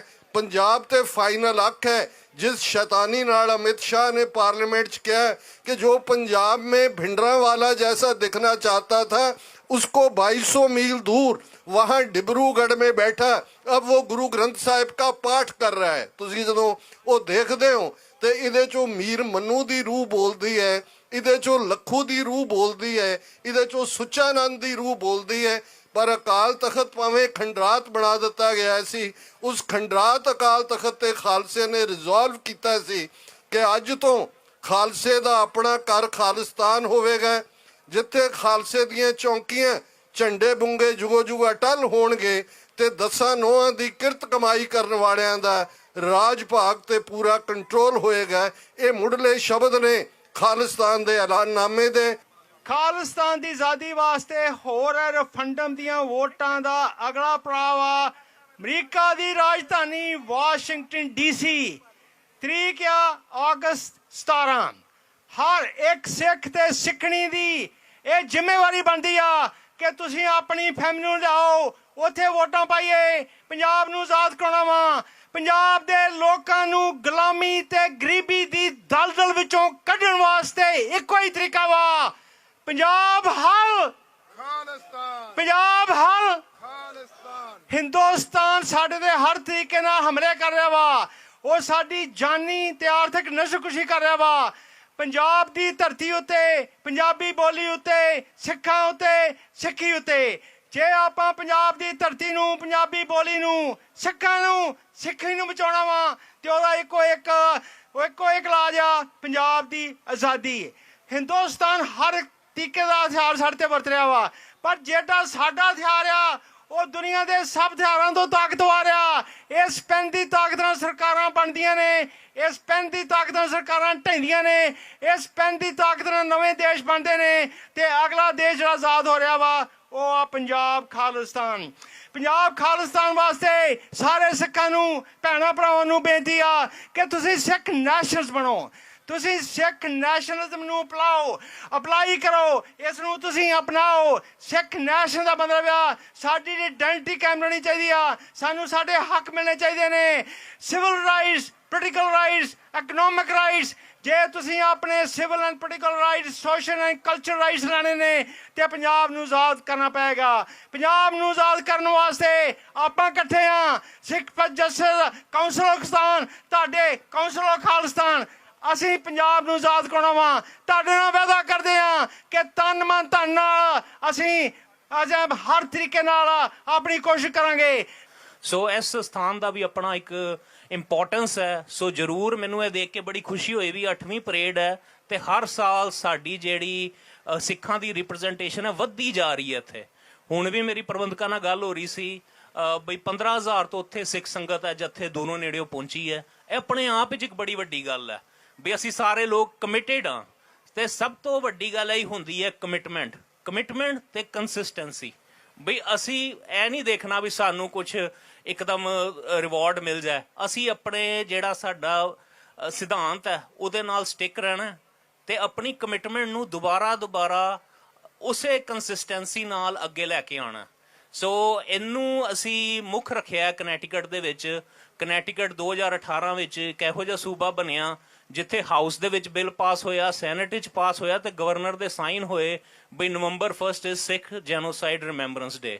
ਉਸ ਤੋਂ ਬਾਅਦ ਸਾਨੂੰ ਵੀ ਉੱਥੇ ਦਿੱਕਤਾਂ ਆਈਆਂ, ਇੰਡੀਅਨ ਕਾਉਂਸਲੇਟ ਵਗੈਰਾ ਨੇ ਬੜਾ ਉੱਥੇ ਰੋਲਾ ਰੱਪਾ ਪਾਇਆ, ਬਟ ਚਲੋ ਕੋਈ ਨਹੀਂ, ਅਸੀਂ ਸਾਰਿਆਂ ਨੇ ਹੀ ਤਕੜੇ ਹੋ ਕੇ ਉਹਨੂੰ ਕਾਊਂਟਰ ਕੀਤਾ ਤੇ ਇੱਕ ਸਟੈਪ ਅਸੀਂ ਹੋਰ ਅੱਗੇ ਵਧੇ ਵੀ ਜੂਨ ਦਾ ਮਹੀਨਾ ਸਾਡੇ ਸ਼ਹੀਦਾਂ ਦੀ ਯਾਦ ਦੇ ਵਿੱਚ ਗਵਰਨਰ ਨੈਡ ਲਮੋਂਟ ਜਿਹੜੇ ਹੁਣ ਪ੍ਰੈਜ਼ੈਂਟ ਗਵਰਨਰ ਵੀ ਨੇ, ਉਹਨਾਂ ਨੇ ਉਹਨੂੰ ਸਿੱਖ ਮੈਮੋਰੀਅਲ ਮਰਤ ਕਰਕੇ ਉਲੀਕਿਆ ਤੇ ਉਹਦੇ ਵਿੱਚ ਇਹ ਵੀ ਕਿਹਾ ਵੀ ਸੰਤ ਜਰਨੈਲ ਸਿੰਘ ਖਾਲਸਾ ਭਿੰਡਰਾਂ ਵਾਲੇ ਜਿਹੜੇ ਉਸ ਟਾਈਮ ਇੱਕ ਸਿਵਲ ਰਾਈਟ ਮੂਵਮੈਂਟ ਦੇ ਮੋਰੀ ਸਨ, ਉਹਨੂੰ ਲੀਡ ਕਰ ਰਹੇ ਸਨ। 80% ਸਿੱਖ ਅਜੇ ਵੀ ਭਾਰਤੀ ਕਬਜ਼ੇ ਵਾਲੇ ਪੰਜਾਬ 'ਚ ਰਹਿੰਦੇ ਨੇ। ਸੋ ਇਹ ਜਿਹੜੇ ਲਫ਼ਜ਼ ਨੇ ਬੜੇ ਇੰਪੋਰਟੈਂਟ ਨੇ। ਉਹਨਾਂ ਨੇ ਇਹ ਵੀ ਲਿਖਿਆ ਵੀ ਜਿਹੜਾ ਦਰਬਾਰ ਸਾਹਿਬ ਦੇ ਉੱਤੇ ਹਮਲਾ ਹੋਇਆ ਉਹ ਜਨੀਵਾ ਕਨਵੈਨਸ਼ਨ ਦੇ ਅਗੇਂਸਟ ਹੋਇਆ। ਸੋ ਇਹ ਜਿਹੜੇ ਵਰਡਸ ਨੇ, these are not words, these are very powerful documentation that Sikh community have now। ਤੇ ਹੁਣ ਅਸੀਂ ਉੱਥੇ ਹੀ ਨਹੀਂ ਰੁਕੇ। 29 ਅਪ੍ਰੈਲ 1986 ਅਸੀਂ ਸਾਰੇ ਬੜੇ ਮਾਣ ਨਾਲ ਉਸ ਦਿਨ ਨੂੰ ਮਨਾਉਂਦੇ ਹਾਂ ਤੇ ਮਨਾਉਣਾ ਵੀ ਚਾਹੀਦਾ। ਜਦੋਂ ਸਿੱਖਾਂ ਨੇ ਕਿਹਾ ਇਨਫ ਇਜ਼ ਇਨਫ, ਤੁਸੀਂ ਸਾਡਾ ਜੈਨੋਸਾਈਡ ਵੀ ਕਰਤਾ, ਹੁਣ ਸਾਨੂੰ ਆਜ਼ਾਦੀ ਚਾਹੀਦੀ ਹੈ, ਤੇ ਉਸ ਦਿਨ ਨੂੰ ਕਨੈਟੀਕਟ ਦੀ ਜਨਰਲ ਅਸੈਂਬਲੀ ਨੇ as a Sikh declaration of independence day ਵਜੋਂ ਮਾਨਤਾ ਦਿੱਤੀ ਹੈ। ਤੇ ਅਸੀਂ ਹੁਣ ਆਪਣਾ ਕੰਮ ਹੋਰ ਵੀ ਕਈ ਪਾਸੇ ਕਰ ਰਹੇ ਹਾਂ। ਪਰ ਤੁਹਾਨੂੰ ਜਾਣ ਕੇ ਖੁਸ਼ੀ ਹੋਏਗੀ, ਰੀਸੈਂਟਲੀ ਮੈਨੂੰ ਸ਼ਿਕਾਗੋ ਦੇ ਵਿੱਚ ਮੈਰੀਲੈਂਡ ਦੇ ਗਵਰਨਰ ਮਿਲੇ ਸਨ, ਵੈਸਟਮੋਰ, ਤੇ ਅਸੀਂ ਉਹਨਾਂ ਤੋਂ ਵੀ ਉਹਨਾਂ ਨੇ ਵੀ ਅਫੀਸ਼ੀਅਲੀ ਜਾਰੀ ਕੀਤਾ ਵੀ ਅਸੀਂ 14 ਅਪ੍ਰੈਲ ਨੂੰ ਨੈਸ਼ਨਲ ਸਿੱਖ ਡੇ ਵਜੋਂ ਮਾਨਤਾ ਦਿੰਦੇ ਹਾਂ। ਤੇ ਇਹ ਇੱਕ ਬੜਾ ਨੋਟ ਕਰਨ ਵਾਲਾ ਪੁਆਇੰਟ ਹੈ, Sikhism is 5th largest world independent ethnic religion. So ਇਹ ਜਿਹੜੀ ਗੱਲ ਹੈ ਕੱਲੀ ਇੰਗਲਿਸ਼ ਦੇ ਕੁਝ ਵਰਡਸ ਨਹੀਂ ਹੈਗੇ, ਇਹ ਇੰਡੀਆ ਦੀ ਜਿਹੜੀ ਕਨਸਟੀਟਿਊਸ਼ਨ ਧਾਰਾ 25(20) ਤਹਿਤ ਤੁਹਾਨੂੰ ਇੱਕ ਕਿਸੇ ਹੋਰ ਧਰਮ ਦਾ ਅੰਗ ਮੰਨਦੀ ਹੈ, ਇਹ ਉਸ ਚੀਜ਼ ਦਾ ਵਿਰੋਧ ਹੈ। ਸੋ ਇਹ ਜਿਹੜਾ ਅਸੀਂ ਬੜਾ ਸਟ੍ਰੈਟੇਜਿਕਲੀ ਕੰਮ ਕਰ ਰਹੇ ਹਾਂ, ਅਸੀਂ ਚਾਹੁੰਦੇ ਹਾਂ ਤੁਸੀਂ ਸਾਡੀ ਸਪੋਰਟ ਕਰੋ। ਦਾਸ ਨੇ 6 ਸਾਲ ਕਮਿਸ਼ਨ ਆਫ ਸਿਟੀ ਪਲਾਨ ਵਿੱਚ ਵੀ ਲਾਏ ਨੇ, ਫਿਰ ਲੋਕਲ ਨਾਰਵਿਚ ਸਿਟੀ ਨੇ ਮੈਨੂੰ ਬੋਰਡ ਆਫ ਐਜੂਕੇਸ਼ਨ ਦੇ ਵਿੱਚ ਵੀ ਇਲੈਕਟ ਕੀਤਾ। ਹੁਣ ਮੇਰੀ ਸੈਕਿੰਡ ਟਰਮ ਹੈਗੀ as a city council member, ਤੇ ਮੈਂ ਹੁਣ ਮੇਅਰ ਦੀ ਇਲੈਕਸ਼ਨ ਲੜ ਰਿਹਾ। ਵਾਹਿਗੁਰੂ ਜੀ ਕਾ ਖਾਲਸਾ, ਵਾਹਿਗੁਰੂ ਜੀ ਕੀ ਫਤਿਹ। ਸਭ ਤੋਂ ਪਹਿਲਾਂ ਆਪ ਸਭ ਨੂੰ ਅਤੇ ਸਮੁੱਚੇ ਖਾਲਸਾ ਪੰਥ ਨੂੰ ਇਸ ਵਿਸ਼ੇਸ਼ ਦਿਨ ਦੀ ਬਹੁਤ ਬਹੁਤ ਮੁਬਾਰਕ ਹੋਵੇ। ਔਰ ਵਿਸ਼ੇਸ਼ ਤੌਰ 'ਤੇ ਸਰਦਾਰ ਹਿੰਮਤ ਸਿੰਘ, ਇਹਨਾਂ ਦੀ ਪੂਰੀ ਟੀਮ, ਸਿੱਖ ਕੋਆਰਡੀਨੇਸ਼ਨ ਕਮੇਟੀ ਈਸਟ ਕੋਸਟ ਅਤੇ ਜਿੰਨੀਆਂ ਵੀ ਈਸਟ ਕੋਸਟ ਦੇ ਗੁਰਦੁਆਰਾ ਸਾਹਿਬ, ਕੰਗ ਸਾਹਿਬ ਹੁਣੇ ਬੋਲ ਕੇ ਗਏ ਨੇ, ਜਿੰਨੇ ਵੀ ਤੁਸੀਂ ਅੱਜ ਚੱਲ ਕੇ ਆਏ ਹੋ, ਇਹ ਸਾਰੇ ਖਾਲਸਾ ਪੰਥ ਦਾ ਤੁਸੀਂ ਹਿੱਸਾ ਹੋ, ਮਾਣ ਹੋ। ਅਤੇ ਸਾਨੂੰ ਅੱਜ ਇਹ ਜਿਹੜਾ ਅਸੀਂ ਸਟਰੈਂਥ ਆਪਣੀ ਸ਼ੋਅ ਕਰ ਰਹੇ ਹਾਂ, ਇਸ ਸਟਰੈਂਥ ਦਾ ਸਾਨੂੰ ਸਿਆਸੀ ਤੌਰ 'ਤੇ, ਸਮਾਜਿਕ ਤੌਰ 'ਤੇ, ਧਾਰਮਿਕ ਤੌਰ 'ਤੇ ਇਸ ਗੱਲ ਦਾ ਬੜਾ ਲਾਭ ਮਿਲਦਾ। ਅਤੇ ਮੈਂ ਆਪ ਸਭ ਨੂੰ ਹੀ ਬੇਨਤੀ ਕਰਾਂਗਾ, ਜਿਹੜੇ ਦੂਰ ਦਰਾਡੇ ਵੀ ਬੈਠੇ ਸੁਣ ਰਹੇ ਨੇ, ਖਾਸ ਤੌਰ 'ਤੇ ਮੈਟਰੋਪੋਲੀਟਨ ਦੀਆਂ ਜਿਹੜੀਆਂ ਸੰਗਤਾਂ ਆ, ਉਹਨਾਂ ਨੂੰ ਵਿਸ਼ੇਸ਼ ਤੌਰ 'ਤੇ ਬੇਨਤੀ ਹੈ ਕਿ ਤੁਸੀਂ ਇਹਨਾਂ ਸਮਾਗਮਾਂ ਵਿੱਚ ਦੇਖੋ, ਨਿਊਯਾਰਕ ਤੋਂ, ਨਿਊ ਜਰਸੀ ਤੋਂ ਬਾਹਰੋਂ ਇੰਨੀ ਸੰਗਤ ਚੱਲ ਕੇ ਆਈ ਆ। ਔਰ ਸਾਨੂੰ ਚਾਹੀਦਾ ਕਿ ਜਿਹੜੇ ਸਾਡੇ ਲੋਕਲ ਜਿੰਨੇ ਵੀ ਵਸਿੰਦੇ ਨੇ, ਸਿੱਖ ਸੰਗਤਾਂ ਨੇ, ਉਹ ਜ਼ਰੂਰ ਇਸ ਪ੍ਰੋਗਰਾਮ 'ਚ ਵੱਧ ਚੜ੍ਹ ਕੇ ਹਿੱਸਾ ਲਿਆ ਕਰੋ, ਤਾਂ ਜੋ ਅਸੀਂ ਆਪਣੀ ਸਟਰੈਂਥ ਸ਼ੋਅ ਕਰ ਸਕੀਏ। ਇਹਨਾਂ ਲਫ਼ਜ਼ਾਂ ਨਾਲ ਮੈਂ ਇੱਕ ਵਾਰੀ ਫਿਰ ਭਾਈ ਹਿੰਮਤ ਸਿੰਘ ਦਾ, ਭਾਈ ਜਗਰਾਜ ਸਿੰਘ, ਭਾਈ ਹਰਜਿੰਦਰ ਸਿੰਘ ਤੇ ਜਿੰਨੀਆਂ ਵੀ ਸਮੁੱਚੀਆਂ ਸਿੱਖ ਸੰਗਤਾਂ, ਤੁਸੀਂ ਇੰਨਾ ਐਫਰਟ ਕਰਕੇ ਇਹ ਸਾਰੇ ਪ੍ਰੋਗਰਾਮ ਨੂੰ ਸਿਰੇ ਚਾੜਿਆ, ਆਪ ਸਭ ਦਾ ਬਹੁਤ ਬਹੁਤ ਧੰਨਵਾਦ। ਵਾਹਿਗੁਰੂ ਜੀ ਕਾ ਖਾਲਸਾ, ਵਾਹਿਗੁਰੂ ਜੀ ਕੀ। ਧਨੌਲਾ ਮੰਡੀ ਵਿਖੇ ਮਹਾਪੰਚਾਇਤ ਵਿੱਚ ਸ਼ਾਮਿਲ ਹੋਏ ਕਿਸਾਨ ਆਗੂ ਜਗਜੀਤ ਸਿੰਘ ਡੱਲੇਵਾਲ ਦੀ ਅਚਾਨਕ ਸਿਹਤ ਵਿਗੜਨ ਕਾਰਨ ਉਹਨਾਂ ਨੂੰ ਬਰਨਾਲਾ ਦੇ BMC ਹਸਪਤਾਲ ਵਿਖੇ ਦਾਖਲ ਕਰਵਾਇਆ ਗਿਆ ਹੈ। ਭਾਰਤੀ ਕਿਸਾਨ ਯੂਨੀਅਨ ਸਿੱਧੂਪੁਰ ਦੇ ਜਨਰਲ ਸਕੱਤਰ ਕਾਕਾ ਸਿੰਘ ਕੋਟੜਾ ਨੇ ਦੱਸਿਆ ਕਿ ਧਨੌਲਾ ਵਿਖੇ ਮਹਾਪੰਚਾਇਤ ਦੌਰਾਨ ਜਗਜੀਤ ਸਿੰਘ ਡੱਲੇਵਾਲ ਦੇ ਪੇਟ ਵਿੱਚ ਜ਼ਿਆਦਾ ਦਰਦ ਹੋਣ ਲੱਗ ਗਿਆ ਸੀ, ਜਿਸ ਕਾਰਨ ਉਹਨਾਂ ਨੂੰ BMC ਹਸਪਤਾਲ ਬਰਨਾਲਾ ਵਿਖੇ ਲਿਆਂਦਾ ਗਿਆ ਹੈ ਅਤੇ ਡਾਕਟਰਾਂ ਵੱਲੋਂ ਇਲਾਜ ਸ਼ੁਰੂ ਕਰ ਦਿੱਤਾ ਗਿਆ ਹੈ। ਜ਼ਿਕਰਯੋਗ ਹੈ ਕਿ ਕਿਸਾਨ ਆਗੂ ਜਗਜੀਤ ਸਿੰਘ ਡੱਲੇਵਾਲ ਵੱਲੋਂ 133 ਦਿਨਾਂ ਬਾਅਦ ਕੱਲ੍ਹ ਹੀ ਆਪਣਾ ਮਰਨ ਵਰਤ ਖੋਲ੍ਹਿਆ ਗਿਆ ਸੀ। ਅਸੀਂ ਲੋਕਾਂ ਨੂੰ ਕਹਿਣਾ ਚਾਹੁੰਦੇ ਹਾਂ ਵੀ ਪੰਜਾਬ ਸਰਕਾਰ ਜਾਣ-ਬੁੱਝ ਕੇ ਉੱਥੇ ਟਕਰਾਅ ਪੈਦਾ ਕਰੂਗੀ। ਜੇ ਟਕਰਾਅ ਪੈਦਾ ਕਰਦੀ ਹੈ ਤੇ ਜ਼ਿੰਮੇਵਾਰੀ ਉਹਨਾਂ ਦੀ ਹੋਊਗੀ, ਕਿਉਂਕਿ ਮੋਰਚਾ ਇਹਦੇ ਖਿਲਾਫ ਨਹੀਂ ਸੀ, ਇਹਨੇ ਲੱਤ ਅੜਾਈ ਆ। ਔਰ ਇਹ ਸਭ ਤੋਂ ਵੱਡਾ ਦੁਸ਼ਮਣੀ ਕਮਾਈ ਆ ਪੰਜਾਬ ਦੇ ਕਿਸਾਨਾਂ ਮਜ਼ਦੂਰਾਂ ਨਾਲ। ਆਉਣ ਵਾਲੇ ਸਮੇਂ ਦੇ ਵਿੱਚ ਪੰਜਾਬ ਸਰਕਾਰ ਨਾਲ ਵੱਡੀ ਏਕਤਾ ਉਸਾਰ ਕੇ ਇਹਦੇ ਖਿਲਾਫ ਜਿਹੜਾ ਵਾ ਅੰਦੋਲਨ ਉਸਾਰਿਆ ਜਾਵੇ। ਅੱਜ ਲੁਧਿਆਣਾ ਵਿਖੇ ਕਿਸਾਨਾਂ ਵੱਲੋਂ ਅਹਿਮ ਪ੍ਰੈਸ ਕਾਨਫਰੰਸ ਕੀਤੀ ਗਈ। SKM ਗੈਰ ਸਿਆਸੀ ਅਤੇ ਕਿਸਾਨ ਮਜ਼ਦੂਰ ਮੋਰਚਾ ਵੱਲੋਂ ਅਗਲੀ ਰਣਨੀਤੀ ਉਲੀਕੀ ਗਈ ਹੈ। ਇਸ ਮੌਕੇ ਕਿਸਾਨ ਆਗੂ ਸਰਵਣ ਸਿੰਘ ਪੰਧੇਰ ਨੇ ਕਿਹਾ ਕਿ ਮੰਤਰੀਆਂ ਤੇ ਵਿਧਾਇਕਾਂ ਦੇ ਘਰਾਂ ਦਾ ਘਿਰਾਓ ਜਾਰੀ ਰਹੇਗਾ ਅਤੇ 11 ਅਪ੍ਰੈਲ ਨੂੰ MLA ਲਾਡੀ ਧੌਂਸ ਦੇ ਘਰ ਦੇ ਬਾਹਰ ਧਰਨਾ ਦਿੱਤਾ ਜਾਵੇਗਾ। ਉਹਨਾਂ ਇਸ ਮੌਕੇ ਵੱਧ ਤੋਂ ਵੱਧ ਕਿਸਾਨਾਂ ਦਾ ਸਾਥ ਦੇਣ ਲਈ ਲੋਕਾਂ ਨੂੰ ਅਪੀਲ ਵੀ ਕੀਤੀ। 11 ਅਪ੍ਰੈਲ ਨੂੰ ਲਾਡੀ ਧੌਂਸ ਦੇ ਘਰ ਅੱਗੇ ਜਿਹੜਾ ਮੋਰਚਾ ਲਾਉਣਾ ਸੀਗਾ, ਉਹ ਹੁਣ ਕੈਮਮ ਵੱਲੋਂ ਲਾਇਆ ਜਾਊਗਾ। ਉਹਦੇ ਵਿੱਚ ਵੱਧ ਤੋਂ ਵੱਧ ਲੋਕਾਂ ਨੂੰ ਬੇਨਤੀ ਆ ਵੀ ਵੱਧ ਤੋਂ ਵੱਧ ਗਿਣਤੀ ਵਿੱਚ ਕਿਸਾਨ ਮਜ਼ਦੂਰ ਸਾਰੇ ਪਹੁੰਚਣ। ਪਰ ਸਰਕਾਰ ਦੀ ਜਿਹੜੀ ਬਦਨੀਤੀ ਇਹ ਤੋਂ ਪਤਾ ਲੱਗਦੀ ਆ ਵੀ ਲਾਡੀ ਧੌਂਸ ਉਹਨੇ ਆਪਦੇ ਸਮਰਥਕਾਂ ਨਾਲ ਮੀਟਿੰਗ ਕਰਕੇ, ਜੇ ਇਹ ਮੁਲਕ ਵਿੱਚ ਲੋਕਤੰਤਰ ਆ, ਜੇ ਪੰਜਾਬ ਵਿੱਚ ਲੋਕਤੰਤਰ ਆ, ਅਮਨ ਅਰੋੜਾ ਜੀ ਕਹਿੰਦਾ ਵੀ ਸਾਡੇ ਘਰਾਂ ਗਾੜੀ ਧਰਨੇ ਲਾ ਲਓ, ਕਹਿੰਦਾ ਅਸੀਂ ਤੁਹਾਡੇ ਸਾਹਮਣੇ। ਹੁਣ ਉਹ ਧਮਕਾ ਰਹੇ ਆ ਵੀ ਪੈਰਲਲ ਅਸੀਂ ਜਿਹੜੇ ਆਪਣੇ ਸਮਰਥਕ ਆ ਆਮ ਆਦਮੀ ਪਾਰਟੀ ਦੇ, ਤੁਹਾਡੇ ਬਰਾਬਰ ਖੜੇ ਕਰਾਂਗੇ, ਨਾਅਰੇ ਲਵਾਵਾਂਗੇ ਤੁਹਾਡੇ ਕੋਲੋਂ। ਤਾਂ ਪੰਜਾਬ ਸਰਕਾਰ ਨੂੰ, DGP ਨੂੰ ਨੋਟਿਸ ਲੈਣਾ ਚਾਹੀਦਾ। ਅਸੀਂ ਲੋਕਾਂ ਨੂੰ ਕਹਿਣਾ ਚਾਹੁੰਦੇ ਹਾਂ ਵੀ ਪੰਜਾਬ ਸਰਕਾਰ ਜਾਣ-ਬੁੱਝ ਕੇ ਉੱਥੇ ਟਕਰਾਅ ਪੈਦਾ ਕਰੂਗੀ। ਜੇ ਟਕਰਾਅ ਪੈਦਾ ਕਰਦੀ ਹੈ ਤੇ ਜ਼ਿੰਮੇਵਾਰੀ ਉਹਨਾਂ ਦੀ ਹੋਊਗੀ। ਅਸੀਂ ਜੇ ਚੁਣਿਆ ਹੋਇਆ MLA ਆ, ਸਾਡਾ ਹੱਕ ਹੈ ਅਸੀਂ ਉਹਦੇ ਬਾਰ ਮੂਹਰੇ ਜਾ ਕੇ ਆਪਦੀ ਗੱਲ ਰੱਖ ਸਕੀਏ। ਜੇ ਲੋਕਾਂ ਦਾ ਚੁਣਿਆ ਹੋਇਆ ਨੁਮਾਇੰਦਾ ਸਗੋਂ ਅੱਗੇ ਆ ਕੇ ਆਪਣੀ ਗੱਲ ਮੰਨੇ, ਜੋ ਕੁਝ ਹੋਇਆ ਪਿਛਲੇ ਜਿਹੜਾ 31 ਨੂੰ ਅਸੀਂ ਉਹਦੇ ਬਾਰ ਮੂਹਰੇ ਧਰਨਾ ਲਾਉਣ ਗਏ ਸੀ, ਜਿਹੜੀ ਕੋਈ ਧੱਕਾ ਮੁੱਕੀ ਹੋਈ ਆ। ਇੱਕ ਤਾਂ ਉਹ ਫੈਸਲਾ ਅਸੀਂ ਕੀਤਾ ਹੈਗਾ। ਇੱਕ ਏਕਤਾ ਵਾਸਤੇ KMM ਦੀਆਂ ਪਹਿਲੋਂ ਵੀ ਕੋਸ਼ਿਸ਼ਾਂ ਰਹੀਆਂ, ਪਹਿਲੇ ਦਿਨ ਤੋਂ। ਅਸੀਂ SKM ਨੂੰ 2 ਚਿੱਠੀਆਂ ਬਾਅਦ 'ਚ ਵੀ ਲਿਖੀਆਂ, ਪਹਿਲੋਂ ਵੀ ਲਿਖੀਆਂ ਸੀਗੀਆਂ। ਔਰ ਅਸੀਂ ਚਾਹੁੰਦੇ ਹਾਂ ਵੀ ਸਾਰੇ ਦੇਸ਼ ਦੇ ਕਿਸਾਨ ਮਜ਼ਦੂਰ, ਪੰਜਾਬ ਦੇ ਲੋਕ ਸਾਰੇ ਚਾਹੁੰਦੇ ਆ ਵੀ ਏਕਤਾ ਹੋਵੇ ਔਰ ਏਕਤਾ ਨਾਲ ਗਾਹਾਂ ਮੋਰਚਾ ਲੜਿਆ ਜਾ ਸਕੇ। ਔਰ ਉਹੀ ਲੋਕਾਂ ਦੀਆਂ ਭਾਵਨਾਵਾਂ ਦੀ ਅਸੀਂ ਕਦਰ ਕਰਦੇ ਹਾਂ ਔਰ ਅਸੀਂ ਏਕਤਾ ਵਾਸਤੇ ਆਉਣ ਵਾਲੇ ਸਮੇਂ ਵਿੱਚ ਭਰਸਕ ਯਤਨ ਕਰਾਂਗੇ ਵੀ ਸਮੁੱਚੀ ਏਕਤਾ ਹੋਵੇ। ਔਰ ਜੇ ਕੇਂਦਰ ਨਾਲ ਸੰਘਰਸ਼ ਆ ਚਾਹੇ ਪੰਜਾਬ ਸਰਕਾਰ ਨਾਲ ਸੰਘਰਸ਼ ਆ ਉਹ ਜਿਹੜਾ ਵਾ ਉਹ ਸਿਰੇ ਲੱਗੇ। ਕਿਸਾਨ ਆਗੂ ਸਰਵਣ ਸਿੰਘ ਪੰਧੇਰ ਨੇ ਕਿਹਾ ਕਿ ਸਰਕਾਰ ਦੇ ਨੁਮਾਇੰਦਿਆਂ ਤੋਂ ਸਵਾਲ ਕੀਤੇ ਜਾਣਗੇ। ਕਿਸਾਨਾਂ ਦਾ ਜੋ ਨੁਕਸਾਨ ਹੋਇਆ ਹੈ ਉਸ ਲਈ ਇੱਕ ਕਮੇਟੀ ਬਣਾਈ ਗਈ ਹੈ। ਇਸ 6 ਮੈਂਬਰੀ ਕਮੇਟੀ ਦਾ ਗਠਨ ਕਿਸਾਨਾਂ ਦੇ ਹੋਏ ਨੁਕਸਾਨ ਦੀ ਭਰਪਾਈ ਲਈ ਕੀਤਾ ਗਿਆ ਹੈ। ਇਸ ਤੋਂ ਇਲਾਵਾ 16 ਤਰੀਕ ਨੂੰ ਇੱਕ ਹੋਰ ਬੈਠਕ ਹੋਵੇਗੀ ਜਿਸ ਵਿੱਚ ਅੱਗੇ ਦੀ ਰਣਨੀਤੀ ਤਿਆਰ ਕੀਤੀ ਜਾਵੇਗੀ। ਜਿਵੇਂ ਭਗਵੰਤ ਮਾਨ ਦੀ ਸਰਕਾਰ ਨੇ ਜ਼ਬਰ ਢਾਇਆ ਵਾ, ਸਾਡੇ ਫੋਰਮ ਨੂੰ ਲੱਗਦਾ ਵੀ ਸਭ ਤੋਂ ਪਹਿਲਾਂ ਹੁਣ ਇਹਦੇ ਨਾਲ ਨਿਬੜਨਾ ਚਾਹੀਦਾ ਕਿਉਂਕਿ ਇਹਨੇ ਚੱਲਦੇ ਅੰਦੋਲਨ ਵਿੱਚ ਕਿਉਂਕਿ ਮੋਰਚਾ ਇਹਦੇ ਖਿਲਾਫ ਨਹੀਂ ਸੀ, ਇਹਨੇ ਲੱਤ ਅੜਾਈ ਆ ਔਰ ਇਹ ਸਭ ਤੋਂ ਵੱਡਾ ਦੁਸ਼ਮਣੀ ਕਮਾਈ ਆ ਪੰਜਾਬ ਦੇ ਕਿਸਾਨਾਂ ਮਜ਼ਦੂਰਾਂ ਨਾਲ। ਔਰ ਇਹਦੇ ਨਾਲ ਸਾਡੀ ਸਮਝ ਬਣ ਰਹੀ ਵੀ ਆਉਣ ਵਾਲੇ ਸਮੇਂ ਦੇ ਵਿੱਚ ਪੰਜਾਬ ਸਰਕਾਰ ਨਾਲ ਵੱਡੀ ਏਕਤਾ ਉਸਾਰ ਕੇ ਇਹਦੇ ਖਿਲਾਫ ਜਿਹੜਾ ਵਾ ਅੰਦੋਲਨ ਉਸਾਰਿਆ ਜਾਵੇ। ਅਜਿਹੇ ਹਾਲਾਤਾਂ ਦੇ ਵਿੱਚ ਸ਼੍ਰੋਮਣੀ ਅਕਾਲੀ ਦਲ ਦੀ ਮੌਜੂਦਾ ਲੀਡਰਸ਼ਿਪ ਦੇ ਨਾਲ ਸਾਡੇ ਵਰਗੇ ਲੋਕਾਂ ਦਾ ਚੱਲਣਾ ਬਹੁਤ ਔਖਾ ਹੋ ਗਿਆ। ਇਹ ਦੋਸ਼ ਉਹਨਾਂ ਸਾਰੇ ਲੋਕਾਂ ਦੇ ਉੱਪਰ ਨੇ ਜਿਹੜੇ ਸ਼੍ਰੋਮਣੀ ਅਕਾਲੀ ਦਲ ਦੀ ਸਰਕਾਰ ਵੇਲੇ ਉਸ ਸੱਤਾ ਦਾ ਹਿੱਸਾ ਰਹੇ ਔਰ ਉਸ ਸੱਤਾ ਦਾ ਆਨੰਦ ਮਾਣਦੇ ਰਹੇ। ਲੇਕਿਨ ਹਰ ਸਿੱਖ ਮਹਿਸੂਸ ਕਰਦਾ, ਸ਼੍ਰੋਮਣੀ ਅਕਾਲੀ ਦਲ ਦਾ ਹਰ ਵਰਕਰ ਮਹਿਸੂਸ ਕਰਦਾ ਹੈ ਕਿ ਅਸੀਂ ਗਏ ਤਾਂ ਭੁੱਲਾਂ ਬਖਸ਼ਾਉਣ ਸਾਂ ਤੇ ਲੇਕਿਨ ਅਸੀਂ ਤਾਂ ਹੋਰ ਭੁੱਲਾਂ ਕਰੀ ਜਾ ਰਹੇ ਹਾਂ। ਅਕਾਲੀ ਆਗੂ ਕਰਨੈਲ ਸਿੰਘ ਪੀਰ ਮੁਹੰਮਦ ਨੇ ਅਕਾਲੀ ਦਲ ਤੋਂ ਅਸਤੀਫਾ ਦੇ ਦਿੱਤਾ ਹੈ। ਉਹਨਾਂ ਦੇ ਅਸਤੀਫੇ ਦੀ ਕਾਪੀ ਵੀ ਸਾਹਮਣੇ ਆਈ ਹੈ। ਕਰਨੈਲ ਸਿੰਘ ਪੀਰ ਮੁਹੰਮਦ ਨੇ ਕਿਹਾ ਕਿ ਸ਼੍ਰੀ ਅਕਾਲ ਤਖਤ ਸਾਹਿਬ ਸਾਡੇ ਲਈ ਸਰਵਉੱਚ ਹੈ। ਅਕਾਲੀ ਦਲ ਦੀ ਸਰਕਾਰ ਸਮੇਂ ਸੋਧਾ ਸਾਧ ਨੂੰ ਮੁਆਫੀਆਂ ਦਿੱਤੀਆਂ ਗਈਆਂ ਅਤੇ ਉੱਥੇ ਹੀ ਗੁਰੂ ਗ੍ਰੰਥ ਸਾਹਿਬ ਜੀ ਦੀ ਬੇਅਦਬੀ ਹੋਈ। ਸ਼੍ਰੋਮਣੀ ਅਕਾਲੀ ਦਲ ਦੀ ਲੀਡਰਸ਼ਿਪ ਨੇ ਸ਼੍ਰੀ ਅਕਾਲ ਤਖਤ ਸਾਹਿਬ ਤੱਕ ਪਹੁੰਚ ਕੀਤੀ।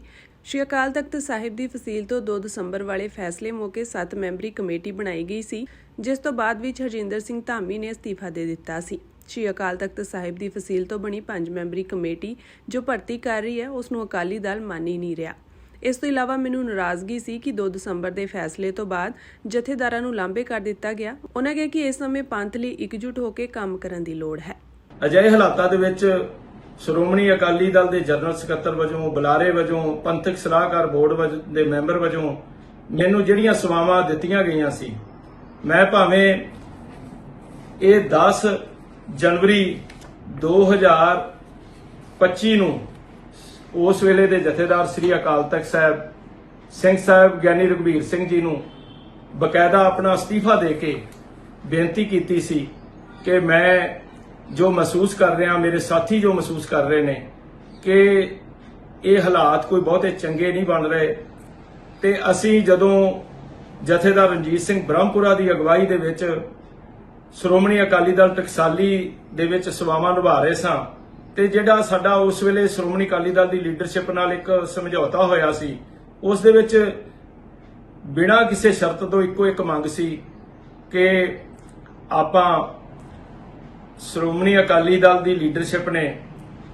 ਸ੍ਰੀ ਅਕਾਲ ਤਖਤ ਸਾਹਿਬ ਜਾ ਕੇ ਮਾਫੀ ਮੰਗਣੀ ਹੈ ਤੇ ਮਾਫੀ ਮੰਗ ਕੇ ਪੰਥ ਦੀ ਕਚਹਿਰੀ ਦੇ ਵਿੱਚ ਪੇਸ਼ ਹੋਣਾ ਹੈ ਤੇ ਤਾਂ ਕਿ ਆਪਾਂ ਪੰਜਾਬ ਦੇ ਵਿੱਚ ਆਪਣੀਆਂ ਸੇਵਾਵਾਂ ਚੰਗੇ ਢੰਗ ਦੇ ਨਾਲ ਨਿਭਾ ਸਕੀਏ।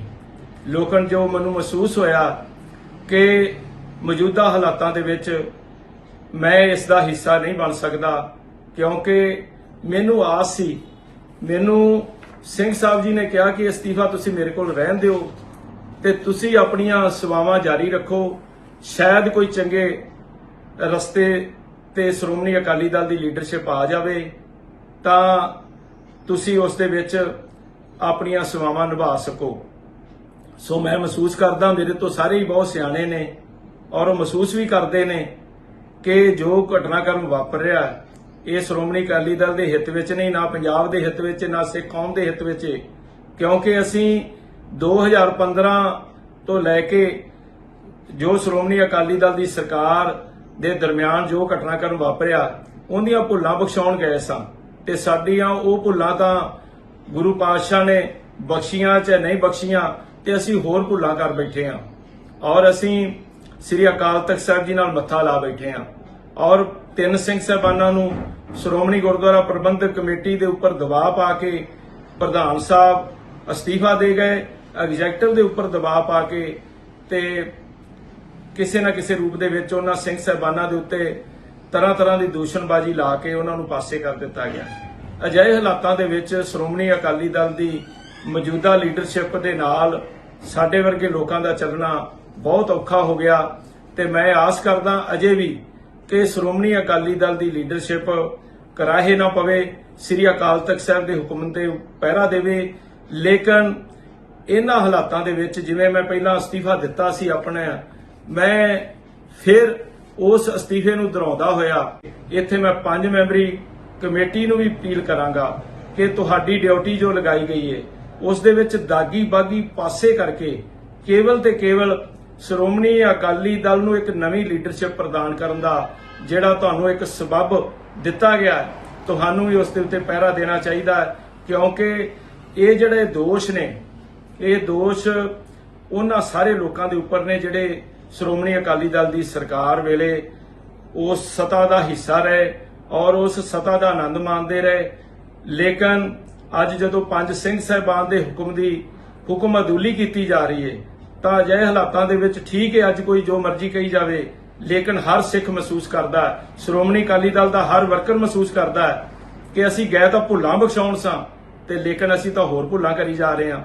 ਅਜਿਹੇ ਹਾਲਾਤਾਂ ਦੇ ਵਿੱਚ ਮੇਰੀ ਸਾਰਿਆਂ ਨੂੰ ਨਿਮਰਤਾ ਸਹਿਤ ਬੇਨਤੀ ਹੈ, ਇਹ ਕਿਸੇ ਦੇ ਉੱਪਰ ਜੋ ਧੜੇਬੰਦਕ ਦੋਸ਼ ਲਾਉਣੇ ਜਾਂ ਕਿਸੇ ਨੂੰ ਕੁਝ ਗਲਤ ਰੰਗਤ ਦੇਣੀ ਉਹਨੂੰ ਪਾਸੇ ਛੱਡ ਕੇ ਸਮੁੱਚੀ ਲੀਡਰਸ਼ਿਪ ਤੇ ਵਰਕਰ ਸਾਹਿਬਾਨ ਇਹ ਤਹਈਆ ਕਰਨ ਕਿ ਪੰਜਾਬ ਦੀ ਧਰਤੀ ਉੱਤੇ ਪੰਜਾਬ ਦੀ ਫਿਜ਼ਾ ਦੇ ਉੱਤੇ ਸਾਡੀ ਖੇਤਰੀ ਪਾਰਟੀ ਜਿਹੜੀ 14 ਦਸੰਬਰ 1920 ਨੂੰ ਹੋਂਦ ਵਿੱਚ ਆਈ ਸੀ, ਸ੍ਰੀ ਅਕਾਲ ਤਖਤ ਸਾਹਿਬ ਜੀ ਦੇ ਸਨਮੁਖ ਬਣੀ ਸੀ, ਜਿਸ ਦੇ ਪਹਿਲੇ ਪ੍ਰਧਾਨ ਜਥੇਦਾਰ ਸਰਮੁਖ ਸਿੰਘ ਝੁੰਬਾਲ ਤੇ ਕਿੰਨੇ ਹੀ ਸਾਡੇ ਪੰਥ ਪ੍ਰਸਤ ਜਿਹੜੇ ਆਗੂ ਸਾਹਿਬਾਨ ਇਸ ਦੇ ਵਿੱਚ ਸੇਵਾਵਾਂ ਦੇ ਗਏ ਤੇ ਉਹਨਾਂ ਦੀਆਂ ਰੂਹਾਂ ਸਾਨੂੰ ਇਹ ਗੱਲ ਹਮੇਸ਼ਾ ਯਾਦ ਕਰਾਉਂਦੀਆਂ ਰਹਿਣਗੀਆਂ ਕਿ ਅਸੀਂ ਪੰਥ ਪ੍ਰਸਤੀ ਦਾ ਜਿਹੜਾ ਪੱਲਾ ਉਹ ਨਾ ਛੱਡੀਏ। ਸੋ ਆਪਾਂ ਸਾਰਿਆਂ ਨੂੰ ਨਿਮਰਤਾ ਸਹਿਤ ਇੱਕ ਦੂਜੇ ਉੱਪਰ ਦੂਸ਼ਣਬਾਜ਼ੀ ਲਾਉਣ ਦੀ ਬਜਾਏ ਇਸ ਦਾ ਅਧਿਐਨ ਕਰਨਾ ਚਾਹੀਦਾ, ਆਤਮ ਚਿੰਤਨ ਕਰਨਾ ਚਾਹੀਦਾ ਕਿ ਪੰਜਾਬ ਦੀ ਧਰਤੀ ਦੇ ਉੱਤੇ ਖੇਤਰੀ ਪਾਰਟੀ ਨੂੰ ਜਿਹੜਾ ਗ੍ਰਹਿਣ ਲੱਗਾ ਹੈ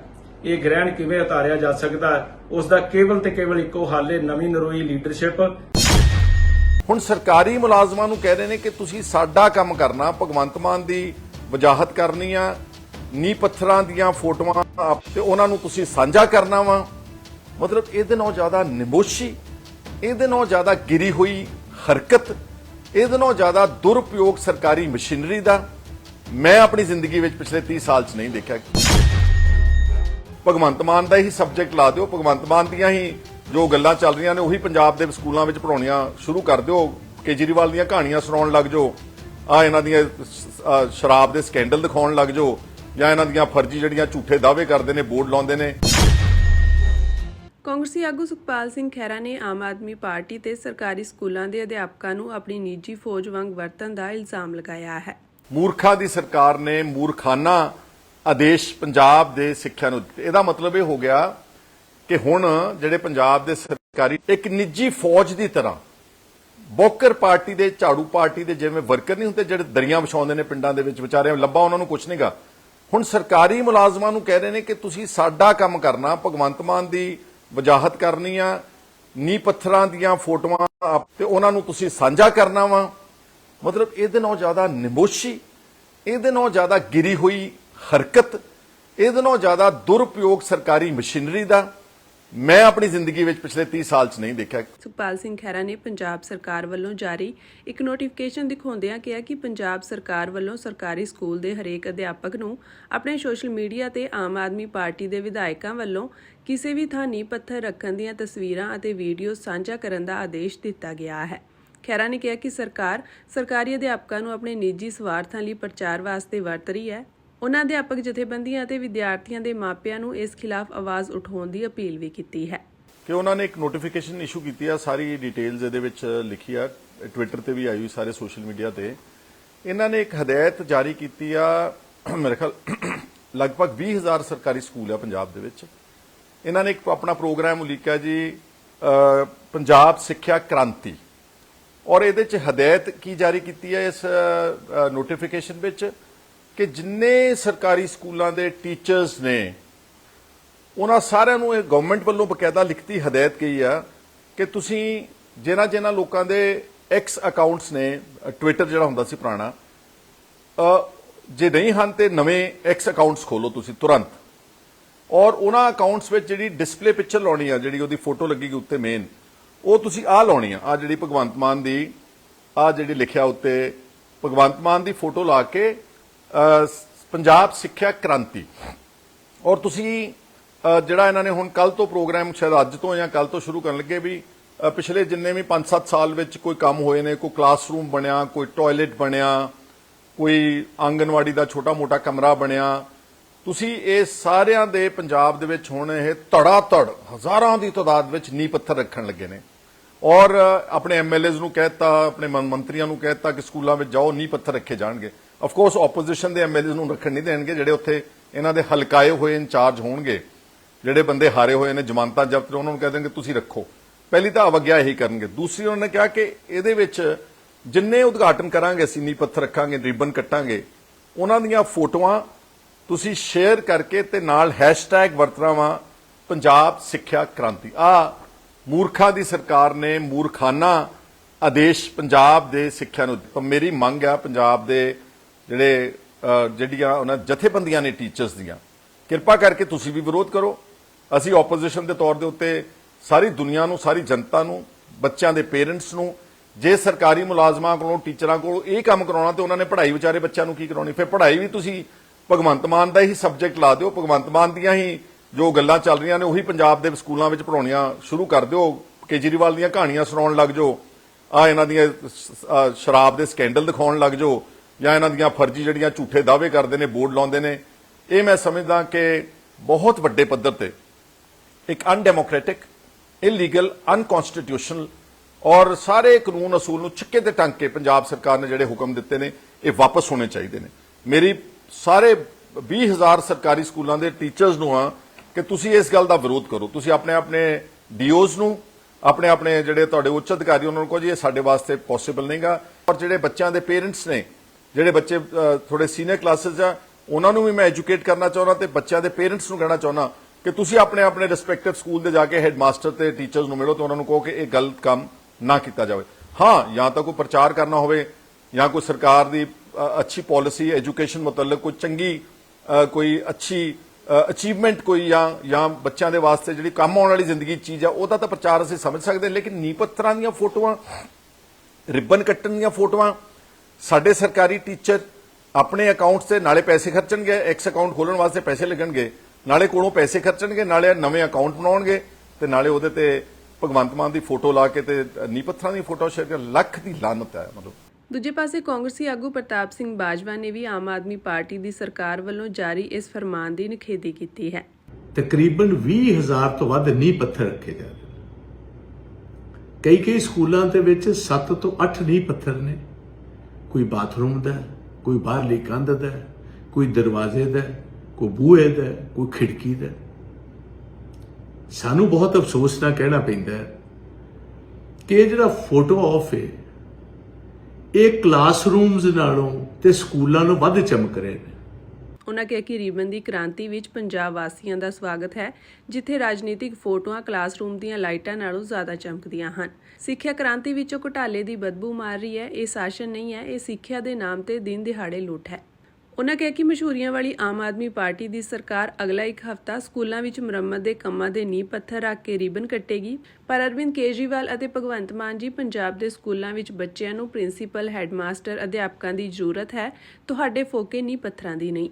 ਕੇਜਰੀਵਾਲ ਸਾਹਿਬ ਨੂੰ ਕਹਿਣਾ ਚਾਹੁੰਦਾ, ਕੇਜਰੀਵਾਲ ਸਾਹਿਬ, ਲੋਕ ਪਰੇਸ਼ਾਨ ਤੇ ਤੰਗ ਹੋ ਚੁੱਕੇ ਨੇ। ਨੌਜਵਾਨ ਬੱਚਿਆਂ ਨੂੰ, ਪੰਜਾਬ ਦਿਆਂ ਨੂੰ ਨੀਂਹ ਪੱਥਰ, ਮਸ਼ਹੂਰੀਆਂ, ਫੋਟੋ ਆਫਸ, ਇਹ ਡਰਾਮਾ ਨਹੀਂ ਚਾਹੀਦਾ। ਪੰਜਾਬ ਦੇ ਬੱਚਿਆਂ ਨੂੰ ਹਰ ਸਕੂਲ ਦੇ ਵਿੱਚ ਪ੍ਰਿੰਸੀਪਲਸ ਦੀ ਲੋੜ ਹੈ, ਹੈਡਮਾਸਟਰਸ ਦੀ ਲੋੜ ਹੈ, ਮਾਸਟਰਾਂ ਦੀ ਲੋੜ ਹੈ, ਟੈਕਸਟ ਬੁੱਕਸ ਦੀ ਲੋੜ ਹੈ। ਇਸ ਡਰਾਮੇ ਦੀ ਲੋੜ ਨਹੀਂ। ਕਿਰਪਾ ਕਰਕੇ ਇਹ ਜਿਹੜੀ ਚੀਫ ਪਬਲਿਸਿਟੀ ਹੈ, ਹੱਥ ਜੋੜ ਕੇ ਬੇਨਤੀ ਹੈ, ਲੋਕਾਂ ਨੂੰ ਬਹੁਤ ਬੇਵਕੂਫ ਬਣਾ ਲਿਆ, ਬਜ਼ੁਰਗਾਂ ਨੂੰ ਬੇਵਕੂਫ ਬਣਾਇਆ, ਸਾਡੀਆਂ ਭੈਣਾਂ ਨੂੰ ਬੇਵਕੂਫ ਬਣਾਇਆ, ਸਾਡੇ ਨੌਜਵਾਨ ਬੱਚਿਆਂ ਨੂੰ ਵੀ ਹੁਣ ਤੁਸੀਂ ਗੁੰਮਰਾਹ ਕਰਨ ਲੱਗੇ। ਕਦੀ ਉਹਨਾਂ ਨੂੰ ਸ਼੍ਰੀ ਅੰਮ੍ਰਿਤਸਰ ਸਾਹਿਬ ਦਰਬਾਰ ਸਾਹਿਬ ਖੜਦੇ ਹੋ, ਪਰਿਕਰਮਾ 'ਚ ਖੜੇ ਕਰਦੇ ਹੋ, ਨਸ਼ੇ ਦੇ ਖਿਲਾਫ ਉਹਨਾਂ ਕੋ ਸਹੁੰ ਚੁਕਵਾਉਂਦੇ ਹੋ, ਕਦੀ ਐਨਸੀਸੀ ਦੇ ਕੈਡਿਟਸ ਨੂੰ ਤੁਸੀਂ ਲੁਧਿਆਣੇ ਲੈ ਕੇ ਸਹੁੰ ਖਵਾਉਂਦੇ ਹੋ, ਖੁਦ ਤੁਸੀਂ ਅਮਲ ਨਹੀਂ ਕਰਦੇ, ਨਾ ਤੁਸੀਂ ਅਮਲ ਕਰਦੇ ਹੋ, ਨਾ ਤੁਹਾਡੇ ਮੁੱਖ ਮੰਤਰੀ ਸਾਹਿਬ ਅਮਲ ਕਰਦੇ ਨੇ। ਹੁਣ ਇਹ ਨਵਾਂ ਹਫਤਾ ਡਰਾਮਿਆਂ ਦਾ ਰਚਾ ਦਿੱਤਾ। ਹੈਰਾਨੀ ਹੋਏਗੀ ਕਿ 44% ਤੇ ਤੁਹਾਡੇ ਸਕੂਲਾਂ 'ਚ, ਸੀਨੀਅਰ ਸੈਕੰਡਰੀ ਸਕੂਲਾਂ ਵਿੱਚ ਪ੍ਰਿੰਸੀਪਲ ਹੈ ਨਹੀਂ, 42% ਤੁਹਾਡੇ 10ਵੀਂ ਦੇ ਸਕੂਲਾਂ ਦੇ ਵਿੱਚ ਹੈਡਮਾਸਟਰ ਹੈ ਨਹੀਂ, ਹਜ਼ਾਰਾਂ ਦੀ ਤਾਦਾਦ ਦੇ ਵਿੱਚ ਤੁਹਾਡੇ ਕੋਲ ਮਾਸਟਰ ਹੈ ਨਹੀਂ, ਤੁਹਾਡੇ ਕੋਲ ਲਾਇਬ੍ਰੇਰੀਆਂ ਹੈ ਨਹੀਂ, ਤੁਹਾਡੇ ਕੋਲ ਇਨਫਰਾਸਟ੍ਰਕਚਰ ਹੈ ਨਹੀਂ, ਤੁਹਾਡੇ ਕੋਲ ਟੈਕਸਟ ਬੁੱਕਸ ਹੈ ਨਹੀਂ, ਗਰੀਬ ਬੱਚਿਆਂ ਦੇ ਬਹਿਣ ਵਾਸਤੇ ਡੈਸਕ ਹੈ ਨਹੀਂ, ਉਹਨਾਂ ਵਾਸਤੇ ਯੂਨੀਫਾਰਮਸ ਹੈ ਨਹੀਂ, ਸਬ ਸਟੈਂਡਰਡ ਉਹਨਾਂ ਨੂੰ ਦੁਪਹਿਰ ਦਾ ਖਾਣਾ ਮਿਲਦਾ, ਮਿਡ ਡੇ ਮੀਲ ਮਿਲਦੇ ਨੇ, ਉੱਥੇ ਕੁਆਲਿਟੀ ਸੁਧਾਰਨ ਦਾ ਕਦੀ ਧਿਆਨ ਨਹੀਂ ਕੀਤਾ। ਇਹ ਜਿਹੜਾ ਤੁਸੀਂ ਫੇਰ ਹਫਤਾ ਮਨਾਉਣ ਲੱਗੇ ਹੋ, ਇਹਦੇ 'ਚ ਤਕਰੀਬਨ 20 ਤੋਂ 25 ਕਰੋੜ ਰੁਪਈਆ ਖਰਚਾ ਹੈ। ਇਹਦੇ ਇਹੀ ਯੂਨੀਫਾਰਮਸ ਦੇ ਵਿੱਚ, ਇਹੀ ਕਿਤਾਬਾਂ ਦੇ ਵਿੱਚ, ਇਹੀ ਸਕੂਲਾਂ ਦਾ ਇਨਫਰਾਸਟ੍ਰਕਚਰ ਦੇਣ ਦੇ ਵਿੱਚ, ਇਹੀ ਮਾਸਟਰ ਦੇਣ ਦੇ ਵਿੱਚ ਤੁਸੀਂ ਖਰਚਾ ਕਰਦੇ ਤੇ ਪੰਜਾਬ ਦੀ ਕੋਈ ਬਿਹਤਰੀ ਹੁੰਦੀ। ਸੋ ਕਿਰਪਾ ਕਰਕੇ ਹੱਥ ਜੋੜ ਕੇ ਅਸੀਂ ਗੁਜ਼ਾਰਿਸ਼ ਕਰਨਾ ਚਾਹੁੰਦੇ ਹਾਂ, ਬਹੁਤ ਬੇਵਕੂਫ ਬਣਾ ਲਿਆ ਤੁਸੀਂ ਪੰਜਾਬ ਨੂੰ। ਕਿਰਪਾ ਕਰੋ, ਤਰਸ ਕਰੋ ਪੰਜਾਬ ਤੇ। ਮੈਂ ਇੰਨੀ ਹੀ ਗੱਲ ਪੰਜਾਬ ਵਾਸੀਆਂ ਨੂੰ ਸਮਝਾਉਣਾ ਚਾਹੁੰਦਾ ਕਿ ਆ ਨਵਾਂ ਡਰਾਮਾ ਹੁਣੇ ਰਚਾਉਣ ਲੱਗੇ ਜੇ। ਅਗਲਾ ਹਫਤਾ ਇਹ ਮਸ਼ਹੂਰੀਆਂ ਦੀ ਸਰਕਾਰ ਨਿਰੇ ਨੀਂਹ ਪੱਥਰਾਂ ਤੇ ਫੋਟੋਆਂ ਤੇ ਟਾਈਮ ਲਗਾ ਕੇ ਲੋਕਾਂ ਦਾ ਇੱਕ ਵਾਰ ਫੇਰ ਬੇਵਕੂਫ ਬਣਾਉਣਾ ਚਾਹੁੰਦੇ ਨੇ। ਮੈਂ ਆਪਣਾ ਫਰਜ਼ ਸਮਝਿਆ ਵਿਰੋਧੀ ਧਿਰ ਦਾ ਲੀਡਰ ਹੋਣ ਤੇ ਕਿ ਇਹਨਾਂ ਦੇ ਸਾਰੇ ਡਰਾਮੇ ਤੁਹਾਡੇ ਸਾਹਮਣੇ ਇਹਨਾਂ ਦਾ ਪਰਦਾਫਾਸ਼ ਕਰੀਏ, ਸੋ ਦੈਟ ਪੰਜਾਬ ਦੇ ਲੋਕ ਇਹਨਾਂ ਗੈਰ ਪੰਜਾਬੀ ਲੀਡਰਾਂ ਨੂੰ, ਜਿਹੜੇ ਪੰਜਾਬ 'ਚ ਆ ਕੇ ਕਾਬਜ਼ ਹੋ ਕੇ ਪੰਜਾਬ ਨੂੰ ਬੇਦਰਦੀ ਨਾਲ ਲੁੱਟ ਰਹੇ ਨੇ, ਇਹਨਾਂ ਤੋਂ ਅਸੀਂ ਮੁਤਾਤ ਰਹਿ ਸਕੀਏ। ਬਹੁਤ ਬਹੁਤ ਸ਼ੁਕਰੀਆ। ਜੈ ਹਿੰਦ, ਜੈ ਭਾਰਤ ਤੇ ਵਾਹਿਗੁਰੂ ਜੀ ਕਾ ਖਾਲਸਾ, ਵਾਹਿਗੁਰੂ ਜੀ ਕੀ ਫਤਿਹ। ਖਾਲਸਾ ਸਾਜਣਾ ਦਿਵਸ ਵਿਸਾਖੀ ਮੌਕੇ ਪਾਕਿਸਤਾਨ ਸਥਿਤ ਗੁਰਧਾਮਾਂ ਦੇ ਦਰਸ਼ਨਾਂ ਲਈ ਸ਼੍ਰੋਮਣੀ ਗੁਰਦੁਆਰਾ ਪ੍ਰਬੰਧਕ ਕਮੇਟੀ ਵੱਲੋਂ ਭੇਜੇ ਜਾਣ ਵਾਲੇ ਜਥੇ ਲਈ 1942 ਸ਼ਰਧਾਲੂਆਂ ਨੂੰ ਵੀਜ਼ੇ ਪ੍ਰਾਪਤ ਹੋਏ ਹਨ। ਇਹ ਜਥਾ 10 ਅਪ੍ਰੈਲ ਨੂੰ ਸ਼੍ਰੋਮਣੀ ਕਮੇਟੀ ਦਫ਼ਤਰ ਤੋਂ ਰਵਾਨਾ ਹੋਵੇਗਾ। ਇਸ ਸੰਬੰਧੀ ਜਾਣਕਾਰੀ ਦਿੰਦਿਆਂ ਸ਼੍ਰੋਮਣੀ ਕਮੇਟੀ ਦੇ ਸਕੱਤਰ ਸਰਦਾਰ ਪ੍ਰਤਾਪ ਸਿੰਘ ਨੇ ਦੱਸਿਆ ਕਿ ਸ਼੍ਰੋਮਣੀ ਕਮੇਟੀ ਵੱਲੋਂ 1942 ਸ਼ਰਧਾਲੂਆਂ ਦੇ ਪਾਸਪੋਰਟ ਦਿੱਲੀ ਸਥਿਤ ਪਾਕਿਸਤਾਨ ਦੂਤਾਵਾਸ ਨੂੰ ਭੇਜੇ ਗਏ ਸਨ, ਜਿਨ੍ਹਾਂ ਨੂੰ ਦੂਤਾਵਾਸ ਵੱਲੋਂ ਵੀਜ਼ਾ ਜਾਰੀ ਕੀਤਾ ਗਿਆ ਹੈ। ਉਨ੍ਹਾਂ ਕਿਹਾ ਕਿ ਹਰ ਸਾਲ ਦੀ ਤਰ੍ਹਾਂ ਇਸ ਵਾਰ ਵੀ ਖਾਲਸਾ ਸਾਜਣਾ ਦਿਵਸ ਵਿਸਾਖੀ ਮੌਕੇ ਸਿੱਖ ਸ਼ਰਧਾਲੂਆਂ ਦਾ ਜਥਾ ਪਾਕਿਸਤਾਨ ਭੇਜਿਆ ਜਾਣਾ ਹੈ। ਇਹ ਜਥਾ 10 ਅਪ੍ਰੈਲ ਨੂੰ ਸ਼੍ਰੋਮਣੀ ਕਮੇਟੀ ਦਫ਼ਤਰ ਤੋਂ ਜੈਕਾਰਿਆਂ ਦੀ ਗੂੰਜ ਵਿੱਚ ਰਵਾਨਾ ਹੋਵੇਗਾ, ਜੋ ਪਾਕਿਸਤਾਨ ਸਥਿਤ ਗੁਰਦੁਆਰਾ ਸ਼੍ਰੀ ਪੰਜਾ ਸਾਹਿਬ ਹਸਨ ਅਬਦਾਲ ਵਿਖੇ ਖਾਲਸਾ ਸਾਜਣਾ ਦਿਵਸ ਵਿਸਾਖੀ ਦੇ ਮੁੱਖ ਸਮਾਗਮ ਵਿੱਚ ਸ਼ਾਮਿਲ ਹੋਣ ਉਪਰੰਤ ਵੱਖ-ਵੱਖ ਗੁਰਧਾਮਾਂ ਦੇ ਦਰਸ਼ਨ ਕਰਕੇ 19 ਅਪ੍ਰੈਲ ਨੂੰ ਵਾਪਸ ਦੇਸ਼ ਪਰਤੇਗਾ। ਸਰਦਾਰ ਪ੍ਰਤਾਪ ਸਿੰਘ ਨੇ ਕਿਹਾ ਕਿ ਪਾਕਿਸਤਾਨ ਜਾਣ ਵਾਲੇ ਸ਼ਰਧਾਲੂ ਜਿਨ੍ਹਾਂ ਦੇ ਵੀਜ਼ੇ ਲੱਗੇ ਹਨ, ਉਹ ਆਪਣੇ ਪਾਸਪੋਰਟ 9 ਅਪ੍ਰੈਲ ਨੂੰ ਦਫ਼ਤਰੀ ਸਮੇਂ ਦੌਰਾਨ ਸ਼੍ਰੋਮਣੀ ਕਮੇਟੀ ਦੇ ਦਫ਼ਤਰ ਤੋਂ ਪ੍ਰਾਪਤ ਕਰਨ। ਇਸੇ ਦੌਰਾਨ OSD ਸਰਦਾਰ ਸਤਬੀਰ ਸਿੰਘ ਧਾਮੀ ਨੇ ਸ਼੍ਰੋਮਣੀ ਕਮੇਟੀ ਵੱਲੋਂ ਪਾਕਿਸਤਾਨ ਦੂਤਾਵਾਸ ਦੇ ਅਧਿਕਾਰੀਆਂ ਦਾ ਧੰਨਵਾਦ ਕੀਤਾ, ਜਿਨ੍ਹਾਂ ਨੇ ਸ਼੍ਰੋਮਣੀ ਕਮੇਟੀ ਵੱਲੋਂ ਭੇਜੇ ਸਾਰੇ ਇਨਾਮਾਂ ਨੂੰ ਵੀਜ਼ਾ ਜਾਰੀ ਕੀਤਾ ਹੈ। ਉਨ੍ਹਾਂ ਕਿਹਾ ਕਿ ਪਿਛਲੇ ਸਮੇਂ ਦੌਰਾਨ ਬਹੁਤ ਸਾਰੇ ਸ਼ਰਧਾਲੂਆਂ ਨੂੰ ਵੀਜ਼ਾ ਨਹੀਂ ਸੀ ਦਿੱਤਾ ਜਾਂਦਾ, ਜਿਸ ਨਾਲ ਸ਼ਰਧਾਲੂਆਂ ਦੀ ਧਾਰਮਿਕ ਭਾਵਨਾਵਾਂ ਨੂੰ ਸੱਟ ਵੱਜਦੀ ਸੀ। ਬੀਤੇ ਦਿਨੀ ਸ਼੍ਰੋਮਣੀ ਕਮੇਟੀ ਪ੍ਰਧਾਨ ਐਡਵੋਕੇਟ ਹਰਜਿੰਦਰ ਸਿੰਘ ਧਾਮੀ ਦੇ ਆਦੇਸ਼ਾਂ ਤੇ ਮੁੱਖ ਸਕੱਤਰ ਸਰਦਾਰ ਕੁਲਵੰਤ ਸਿੰਘ ਮੰਨਣ ਦੀ ਅਗਵਾਈ ਹੇਠ ਇੱਕ ਵਫਦ ਨੇ ਦਿੱਲੀ ਸਥਿਤ ਪਾਕਿਸਤਾਨ ਦੂਤਾਵਾਸ ਦੇ ਅਧਿਕਾਰੀਆਂ ਨਾਲ ਮੁਲਾਕਾਤ ਕਰਕੇ ਸਾਰੇ ਸ਼ਰਧਾਲੂਆਂ ਨੂੰ ਵੀਜ਼ਾ ਦੇਣ ਦੀ ਮੰਗ ਕੀਤੀ ਸੀ। ਉਨ੍ਹਾਂ ਕਿਹਾ ਕਿ ਉਹ ਸ਼੍ਰੋਮਣੀ ਕਮੇਟੀ ਵੱਲੋਂ ਭੇਜੇ ਸਾਰੇ ਨਾਵਾਂ ਨੂੰ ਖੁੱਲ੍ਹਦਿਲੀ ਨਾਲ ਵੀਜ਼ਾ ਦੇਣ ਲਈ ਪਾਕਿਸਤਾਨ ਦੂਤਾਵਾਸ ਦੇ ਅਧਿਕਾਰੀਆਂ ਦੇ ਨਾਲ-ਨਾਲ ਭਾਰਤ ਅਤੇ ਪਾਕਿਸਤਾਨ ਸਰਕਾਰਾਂ ਦਾ ਵੀ ਧੰਨਵਾਦ ਕਰਦੇ ਹਨ। ਕੱਲ੍ਹ ਨੂੰ ਪੰਜ ਸਿੰਘ ਸਾਹਿਬਾਨਾਂ ਦੀ ਇਕੱਤਰਤਾ ਹੋਵੇਗੀ। ਸ਼੍ਰੀ ਅਕਾਲ ਤਖਤ ਸਾਹਿਬ ਦੇ ਜਥੇਦਾਰ ਗਿਆਨੀ ਕੁਲਦੀਪ ਸਿੰਘ ਕੜਗੱਜ ਇਸ ਦੀ ਅਗਵਾਈ ਕਰਨਗੇ। ਇਸ ਇਕੱਤਰਤਾ ਦੌਰਾਨ ਪੰਥਕ ਮੁੱਦਿਆਂ ਤੇ ਵਿਚਾਰ ਚਰਚਾ ਕੀਤੀ ਜਾਵੇਗੀ।